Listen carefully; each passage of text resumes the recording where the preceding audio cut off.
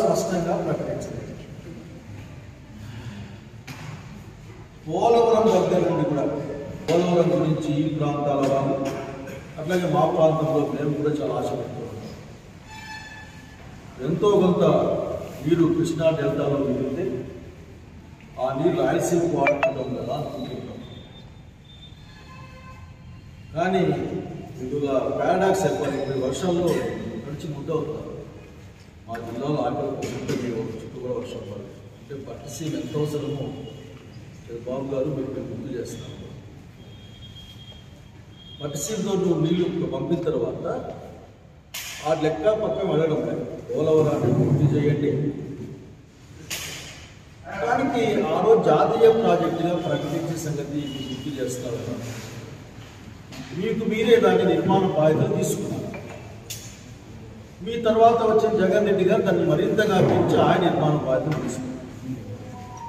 10 సంవత్సరాల కాలంలో పోలవరం నువ్వు తప్పు చేసినావు మాట్లాడుకోవడం తప్ప అప్పటికే పూర్తి అయి ఉన్న కాలువలు దాదాపు కాంగ్రెస్ పార్టీ ఉన్నప్పుడే పూర్తయిన దాదాపు కాలువలు.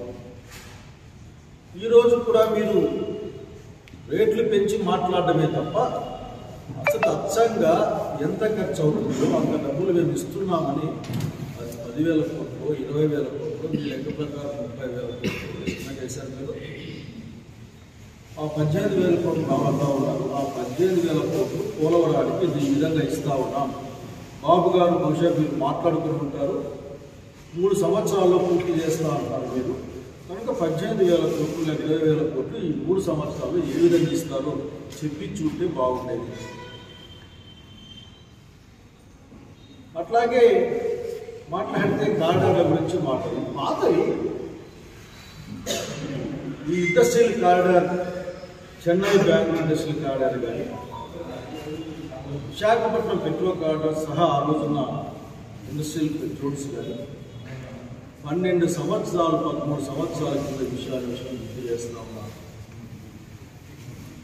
దానికి ఏదో 2 ప్రాంతాల్లో అభివృద్ధికి నిలుస్తామంటే చప్పట్లు కొడతా ఉన్నారు. అది కాదు మీరు చేయాల్సింది.